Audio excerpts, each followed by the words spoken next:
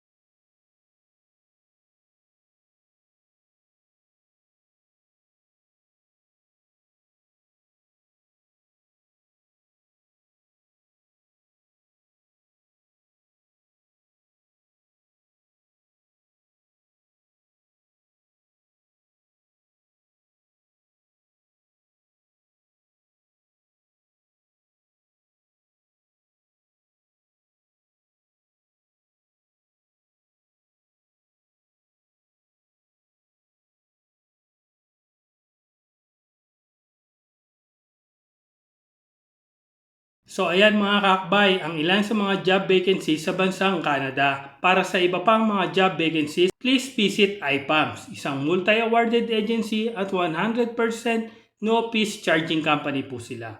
Mataas po ang kanilang standard sa pagpili ng mga aplikante dahil sigurado naman kayo na kapag kayo ay kanilang napili ay tiyak na maayos na company ang inyong mapapasukan. So there you have it mga kakbay, sana ay makatulong ang video namin ito para kayo ay makahanap ng trabaho sa Canada. Thank you for watching and please don't forget to subscribe to our channel, hit the notification bell at pakishare na rin po para mas maraming makaalam tungkol dito. Keep safe, God bless, and we'll see you in our next video. Bye!